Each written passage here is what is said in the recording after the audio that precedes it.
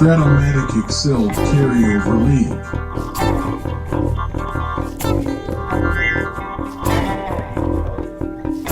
Brought to you by the Shrimp Troller.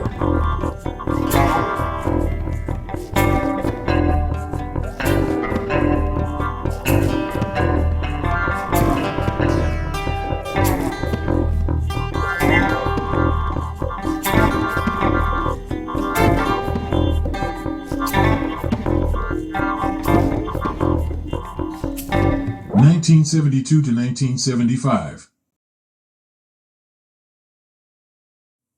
Game 269, Reds at Royals. Welcome back, baseball fans. 1972-75 carryover league. We are back into some interleague battles. And tonight we've got a really fascinating interleague battle between the Kansas City Royals and the Cincinnati Reds. Actually, it is in Kansas City. Let me do this correction. There we go. We just do that. Road team on top, home team on bottom.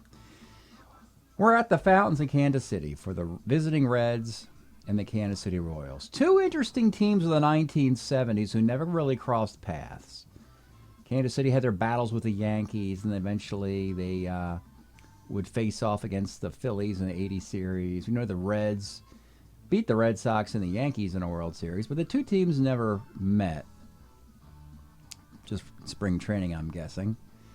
And our season is a very intriguing one because the Reds and the Royals are in dogfights in their respective divisions.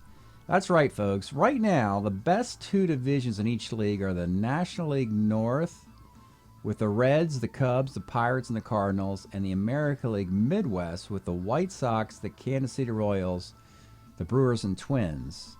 So when these interleague battles happen, they're very, very important. In this particular version, the Royals came in first place, and the Reds were sort of tied for second and third. The Reds are really fighting for their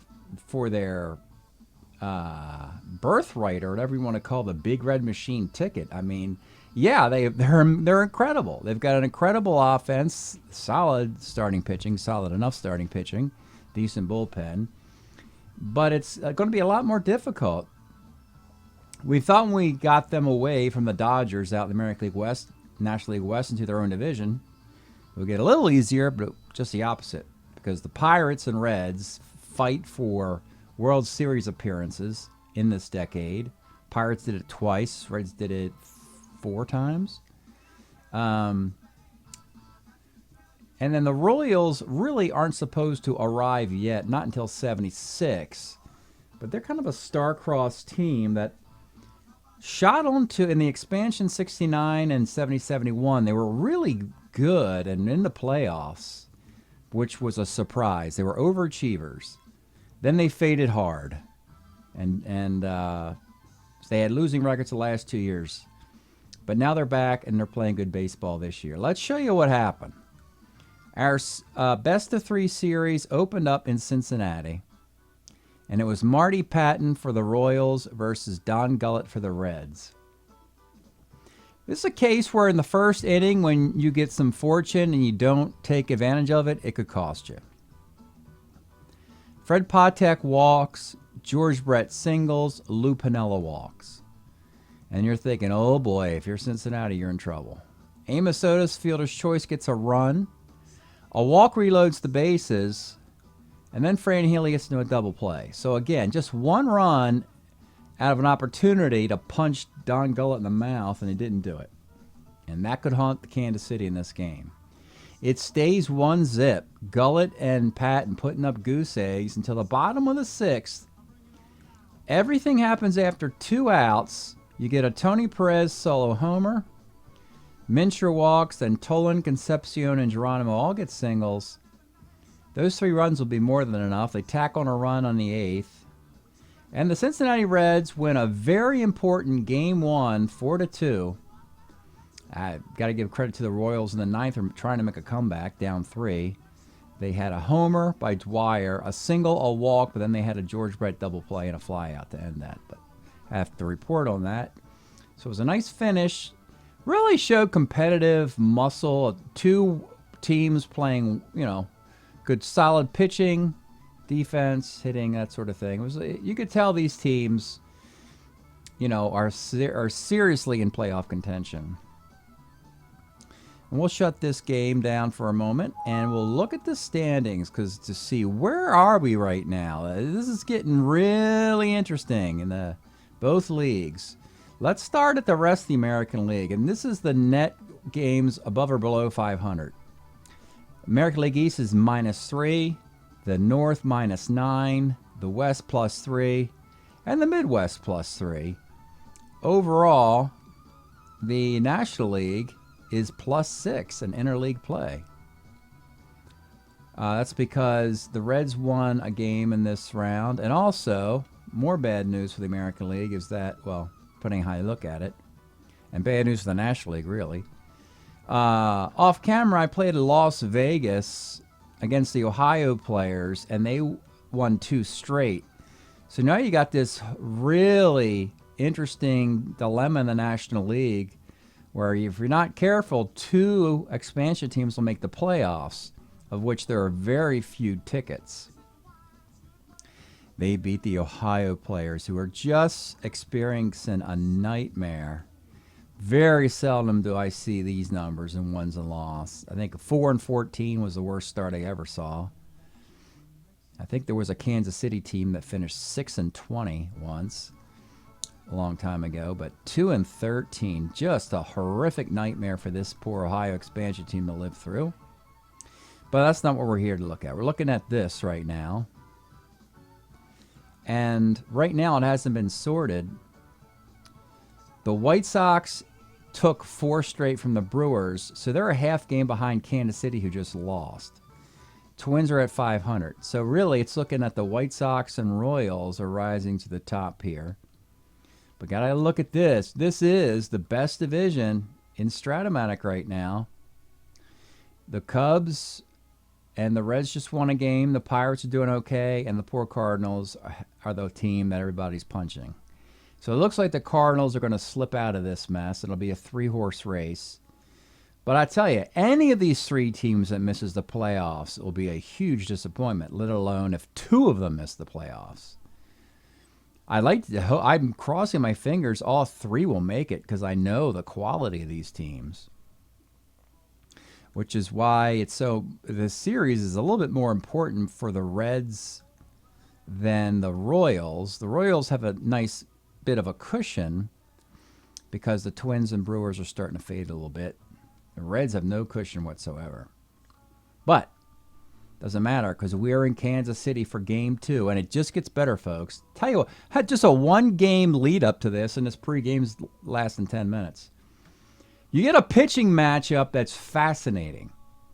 The Cincinnati Reds are going to send Gary Nolan out there. His brilliant 72 Gary Nolan, 15-5, 199 ERA in 176 innings, arguably his best year ever in baseball. Had some arm problems, did come back, did get a World Series ring or 2.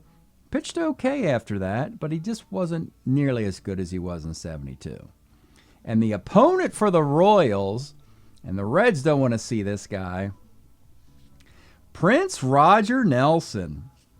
1972, same year as Nolan, 11-6 with a 2.08 ERA in 173 innings. Literally the only pitcher that's just as good or better than Nolan. Also a starter 9, which is really strange. But the big deal about this situation was, when Roger Nelson was putting up these huge numbers in 1972, Cincinnati Reds lost the World Series to Oakland in 7 games, and they were thinking, you know what? We need to add another pitcher to our team. Why not make a move for this Roger Nelson guy that Kansas City has? So the Reds make a deal, and they send an extra outfielder. His name is Hal McRae. Gets traded from the Reds to the Royals for Prince Rogers Nelson. And, of course, Hal McRae really wouldn't have fit on the Reds no matter how you looked at it, with Foster, Griffey, Geronimo, and Pete Rose all looking for spots in the lineup. Heck, Dan Driesen couldn't even find a spot in the Reds lineup. But that's how they lost Hal McRae. to add insult to injury, the Royals added Richie Scheinblum to the deal. And Scheinblum only played for the Reds for like 2 or 3 months and hit .222. And then the Reds traded Scheinblum to the California Angels for a player to be named later. Folks, Richie Scheinblum hit .328 for the Angels the rest of that year, and that is the card we have in our Strat-O-Matic lead for California. So it didn't really work out for the Reds in this deal at all. And now they got to go against Roger Nelson. So that's the backdrop today. Always good to get a cool interleague series. This is sort of like a fantasy World Series that never happened between the Reds and Royals. Let's get started. Leading off for the Big Red Machine, it's Joe Morgan. 2 sevens a walk. And he's going to steal. And he's out stealing on a 16. Wow, that was pretty aggressive right out of the blocks. Dennis Mankey, 6'11", first X. Got to be aggressive with these brilliant pitchers out there. Mayberry's a 3E8. He makes the play. And Pete Rose by another name. K's by any name or any other name. I've used that so much I've actually forgot it by this point. Bottom of the first, it's Cookie Rojas. 2-3, rolls a short. George Brett, 69, flies a left. Lou Piniella, or Piniella if you like, base hit. And John Mayberry, 211, rolls the first.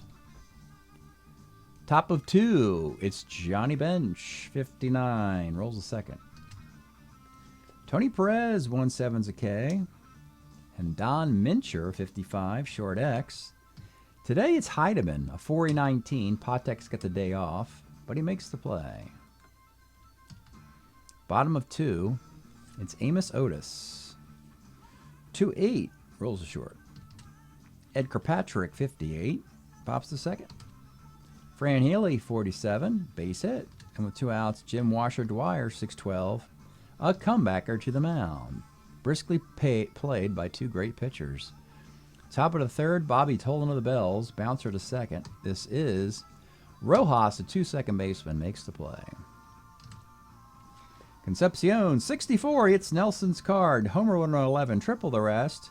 If you got power, they gave Concepcion power in 73 with 8 homers in half a season. Has full-time power, so that's gone, and the Road Reds get a 1-0 lead. Cesar Geronimo, 37's a base hit. Back up top to Joe Morgan. 48 pops the second, and with 2 outs, it's Dennis Mankey. 1-5, flies to left.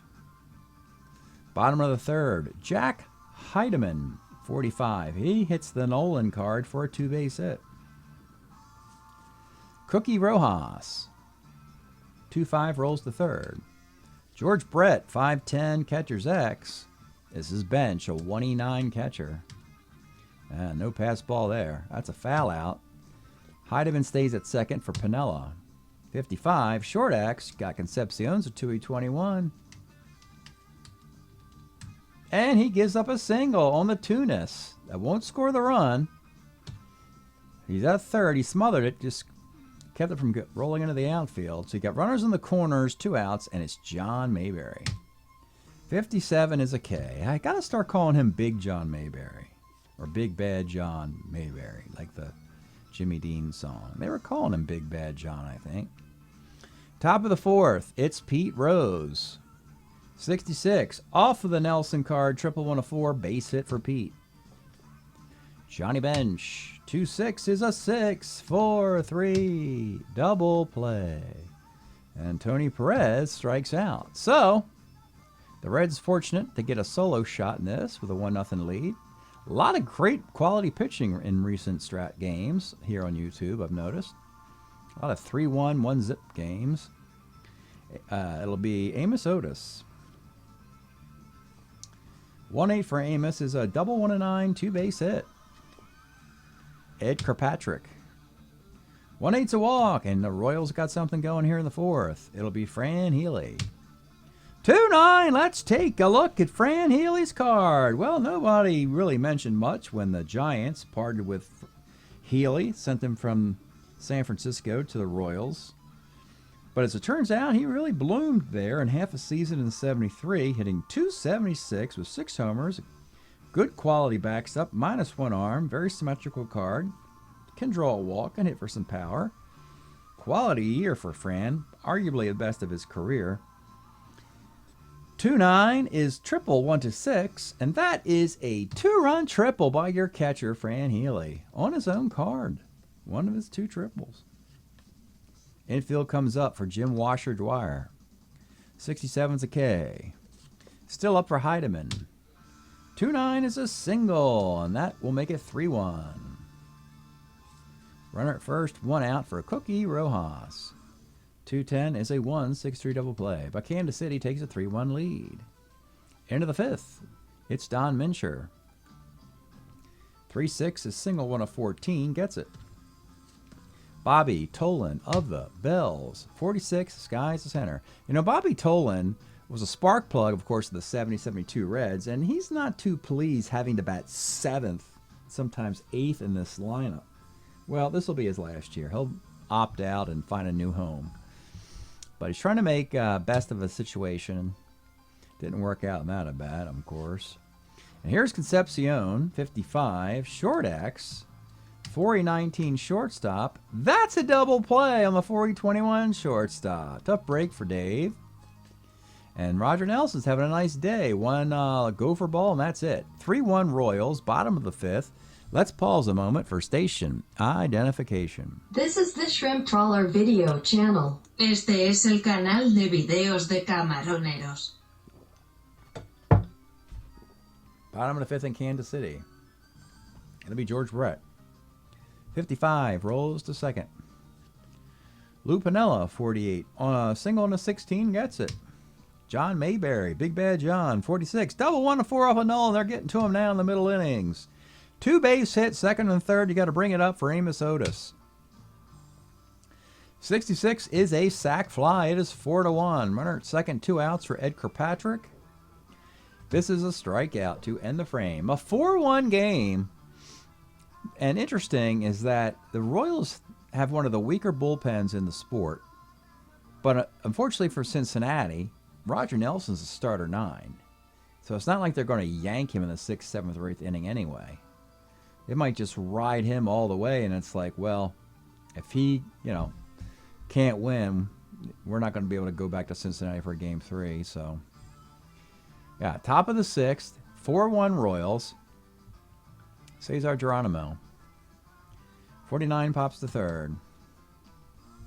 Joe Morgan. 1-5. Let's take a look at Joe Morgan's 1975 card. Probably the second best card of his career. 76.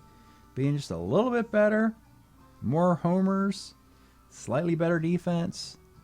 Though he's a 1E13. I think he's a 1E6 in 76, I want to guess. So 1E13 here. Just a brilliant performance.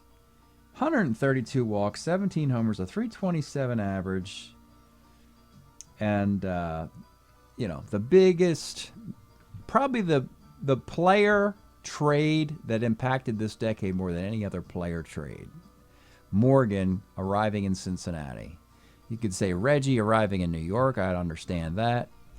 But, and of course, there are others. But to me, Joe Morgan showing up here in Cincinnati is just devastating to the rest of the National League. 1-5 is gone. And we got a 4-2 game. Dennis Menke. 2-2 rolls to short. And with 2 outs, it's Pete Rose. 2-5, skies the center. Well, Nelson, 2 solo shots. That's sort of like the MO for all of the guys who, I don't want to say guys like Roger Nelson. I just want to say guys who are the number 1 starter stopper with an incredible stuff in a season. And what I'm comparing him in that regard is to a Catfish Hunter, a Jim Palmer, a Tom Seaver, a Gibson. The only way you can beat those guys when they have their incredible best card ever is with a home run. And you hope there are guys on base, but a lot of times they're not. Don Sutton's another guy. You're just going to have to pile up 2 or 3 solo home runs. And the Reds have a couple right now. 4-2 game. Bottom of the 6th. And here is Fran Healy, the biggest damage done thus far. Fran Healy, another double off the Nolan card. What a day. He needs a homer for the cycle. That would be a memory. Runner at second for Jim Dwyer. 310 Ks. Jack Heidemann, 58, flies to left. Back up top to Cookie Rojas. 2-9, pops to third. Royals do not take advantage of that base runner. We go to the 7th. It's Johnny Bench leading off. 33, rolls short. Tony Perez, 1-6 is a K, and with 2 outs, it's Don Mincher for 12 flies to left field.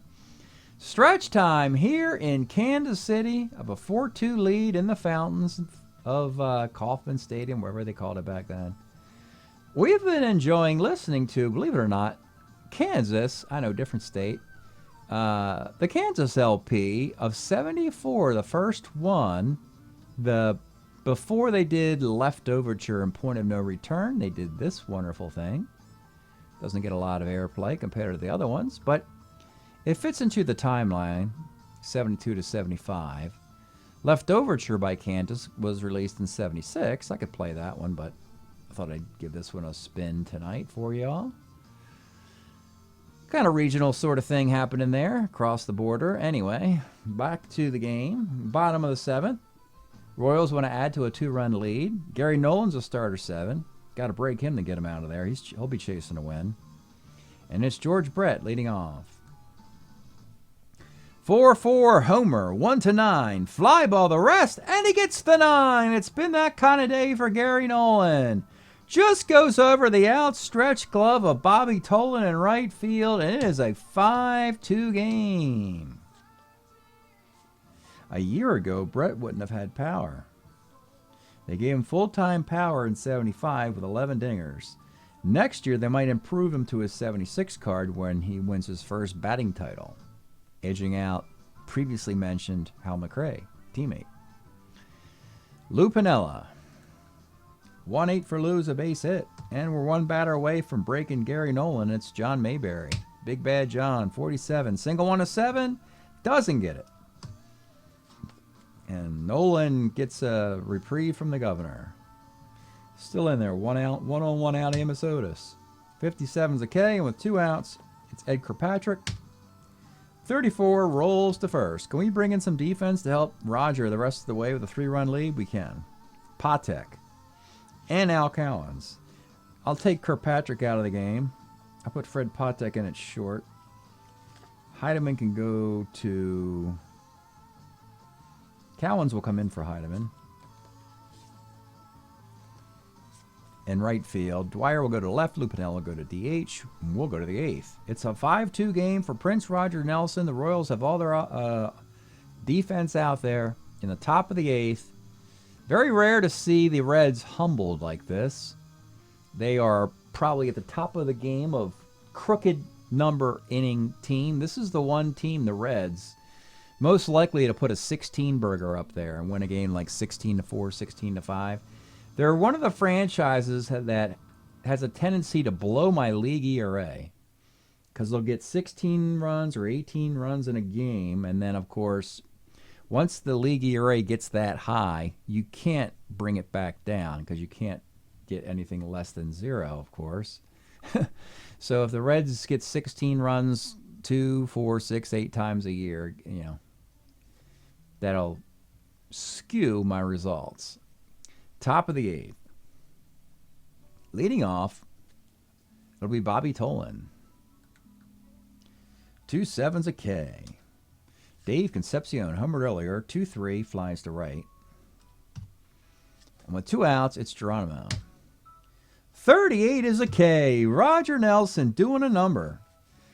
Folks, this is the sort of thing that if this was a traditional form, the Reds would say, this dude's got great stuff. We should trade for him. We've seen it up close. This guy is baffling. Prince Roger Nelson. All right. Bottom of the 8th. We're taking Gary Nolan out. He's 2 batters away from a point of weakness. And down 3, we're going to go Pedro Borbon in this. Borbon in 72, 8-3 with a 3.17 ERA and 122 innings. The Cincinnati Reds in 72 had 3 relievers throw over 100 innings. Unbelievable.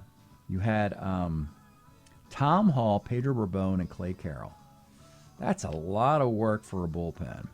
They were very important to the team's success. Borbon in the bottom of the 8th. And he'll face Fran Healy. He needs the dinger for the cycle. Here's the pitch to Fran Healy. 1-3, skies the center. Oh, and he hurts himself. That's problematic. We're out of catchers for the 9th inning because we took out Ed Kirkpatrick as well. So we're needing an emergency catcher to the 9th inning. It's got to be Bob Oliver. He's the only other guy on the bench. So we'll have to take over as emergency catcher. I can only do so much, folks, with 12-man rosters and 8-man pitching staffs. Here's Jim Dwyer. 38 is a walk. Al Cowens. 57 flies to left, and with 2 outs, back up top to Cookie Rojas. 410 pops to second base. We go to the 9th. Roger Nelson. 2 home runs and 3 singles. 5-2 affair. They want to send us back to Cincinnati for a pivotal Game 3. Leading off in the 9th inning will be Joe Morgan. 47's a pop to short. Dennis Menke. 1/8's a walk.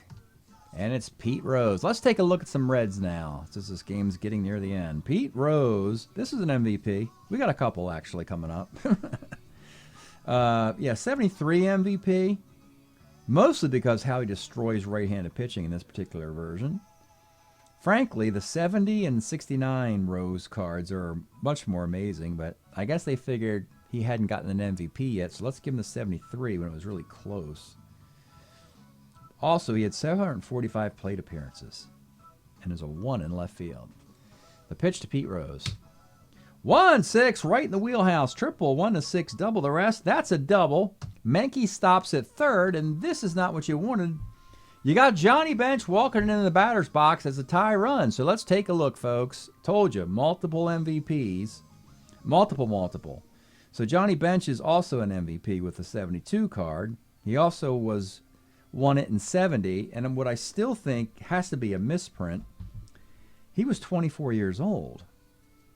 How do you get 2 MVPs as a catcher by the time you're only 24? Well, you got to be the greatest catcher of all time, obviously. That's probably why. Johnny Bench, 270, 40 bombs, and 100 walks.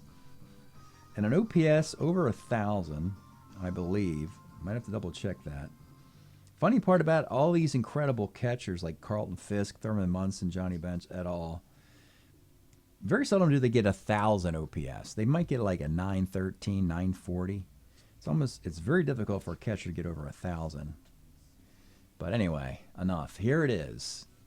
Roger Nelson, after a mound visit, he's going to pitch to him because, again, he's tough on righties. Here is the pitch to Johnny Bench. 270 connects, double 1-6 is a base hit, ... and we got a 1-run game. A 2-run single by Bench. And it's 5-4, and that is the point of weakness for Roger Nelson. He will leave the game, and oh my, we're in nowhere land if we're Kansas City. We got a 1-run lead. We got a man at first and 1 out. We still need to get 2 outs to this thing.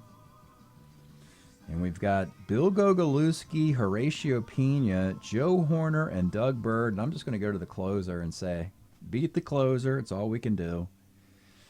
Doug Bird, 1973, 102 innings with a 2.99 ERA. He's the best they have. Pretty good card, actually. Better against righties than lefties. That's not going to help here because after Tony Perez, you have 3 out of 4 lefties. We're going to live and die with Doug Bird in the 9th, trying to get a couple more outs. Bench is at first. If you're wondering about a pinch runner,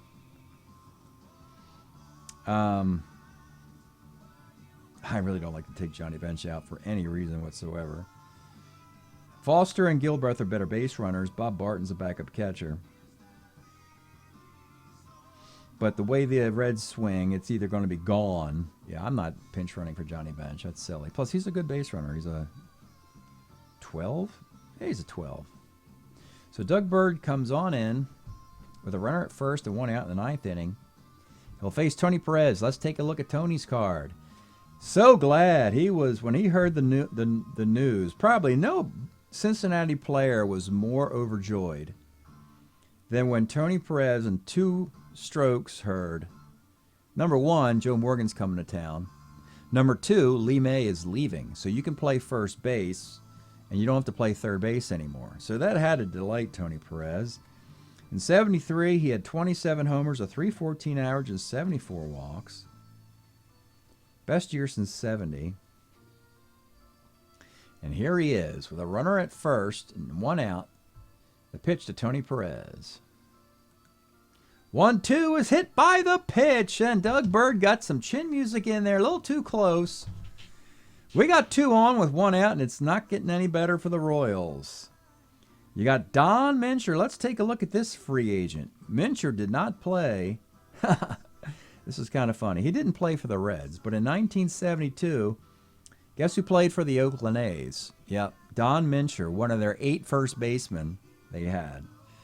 The Oakland A's somehow employed 5 catchers, 5 second basemen, and 5 first basemen in 1972. Don't know how they did all that. I'm assuming that they sent out 40 World Series rings to all the players who contributed to their fortune, but they had Mike Hegan, they had Gene Tennis, they had Epstein, they had at second base, they had Larry Brown and my goodness, Tim Cullen and Dick Green. Gene Tennis even played second base for a few minutes. Larry Haney, Gene Tennis, Dave Duncan, Brady Fosse maybe. I don't know. That's Oakland. But anyway, this is a Don Mincher story, and he has a chance to write a page into his career in Cincinnati. Big moment here. If they can get a win here in the 9th inning. First and second, 1 out. The pitch to Don Mincher. 2-9. Oh boy, went the other way for Don. A 3-6-3 double play, and that'll end the game. Mincher grounds into a game-ending double play. Ouch. And Doug Bird gets what the doctor ordered, a sinker into the dirt. Smacked at Cookie Rojas, or in this case, it was hit to Mayberry. And that is your final. It is a 5-4 final. Nelson gets the win in 8 1/3. Doug Bird gets the save, getting the last 2 outs from the double play. Gary Nolan takes a defeat. The teams are tied a game apiece. I'll play a game 3 and give you results at the end of the video. On the road, Kansas City will put Paul Splittorff in the mound at Riverfront Stadium, and the Reds will send Jack Billingham. So we'll give you the results of that at the end of the video, so stay tuned. Well, baseball fans, here's the box score of the game you just saw, or is it wrong one? Here it is. Reds at Royals. It was the Royals winning 5-4, holding on for dear life at the end of that one. Doug Bird got the save, walked a batter in 2/3 of an inning. Roger Nelson, 8 1/3, 7 hits, 4 runs, 2 walks, 6 strikeouts. Not a good day for Gary Nolan. 7 innings, 12 hits, and 5 runs.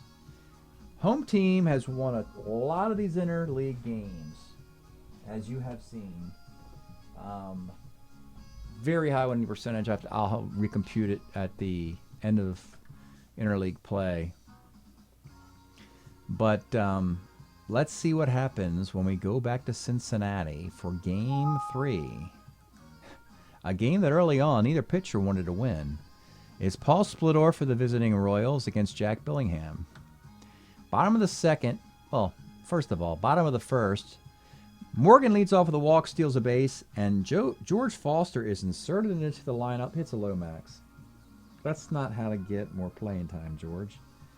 I mean, Foster and Griffey were not spring chickens when they arrived. They sat and waited for their opportunities. Same with Dan Driesen. They finally got him. But they didn't score. Bottom of the second, though, Johnny Bench solo shot 1-zip. Then the visiting Royals in the third and fourth start to make some noise, and we're thinking road win. Brett walks in the third, and then a 2-run homer by Piniella. It's 2-1. Then in the fourth inning, Jack Billingham is knocked around. You get a solo homer by Fran Healy. Dwyer singles after an out. Rojas singles. Brett walks. An RBI single, Piniella. After an out, a 2-run single by Amos Otis. A ground out to end the inning. It is 6-1, Kansas City. And you're thinking, Splittorf, can you pitch 5 innings to qualify for the win? And the answer is no. Because in the bottom of the fourth, the Reds begin their batting around strategy in this game. Starting with Foster, we'll just say, starting with him, it's walk, single, single, out, triple, walk, single, a fielder's choice out at the plate, and then Joe Morgan 3-run homer. And yeah, that's Splittorf's day. 3 2/3, 7 hits, 8 runs, 3 walks. Blows a 6-1 lead. It's now 8-6 Cincinnati. Royals got a run in the fifth, make it 8-7. But now we're digging into the Kansas City bullpen. And now we begin with Pete Rose, and we go walk, single, walk. That walk to the designated hitter is one of those 6-12 injuries to the pitcher, which gives him the point of weakness. So on the next dice roll, Joe Morgan, I'll just look at the card right now. They're right in front of me. Joe Morgan rolls a 4-12 off of Gogolewski. Ground ball to first? No. Point of weakness single. Then George Foster rolls a 4-7 off of Gogolewski. A strikeout? No. Point of weakness single. Okay, surely they can't keep doing this. So then Bobby Tolan steps up and rolls a 5-4 strikeout. No. No. It's a point of weakness single. And that's just how the thing goes. Like a team that doesn't even need that insanely ridiculous luck, they can just power their way through these innings. Bench singles, Perez walks, 8 straight men reach, Concepcion hits into a double play, and the inning ends. Well, by this point, it's 13-7, and we're just playing out the string in this uneventful finish. So, yeah, a lot of times you get these. I mentioned, earlier in this video about the Reds, a team that give you 16 a couple times this year, Well, they've given me 16, 20, and 13 so far. And the home team has won all 3 games in this series. Another bad omen in interleague play. I'd like to see the road team win some interleague stuff. But let's just go straight to big picture, because that's what really matters. Big picture. Let's go to the winners first. And that is the Big Red Machine. And in a resort, this is where we're at. So the Reds would have really liked to have won Game 2. They didn't. So this thing is nuts, folks. Reds and Pirates, we understand. But you got to understand the Cubs have got a really good roster. They have great hitting and depth to the hitting and solid right-handed starting pitching. And then the bullpen's really, really shaky. So they can shoot wild card. They can win this division. They can hold on and win it. Of course, the Pirates are defending champs, and the Reds won this World Series 2 years ago. American League Midwest White Sox making a charge finally after, I don't want to say they were struggling, but the White Sox were painfully taking a long time to get started. And every game was tight, and they had a lot of extra inning games, and they were winning series and losing series 3-2.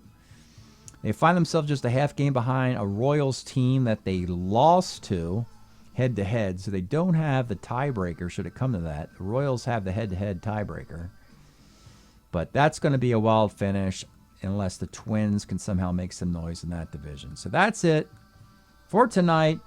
Great interleague series that never happened in traditional baseball between the Royals and Reds. Break up Cincinnati.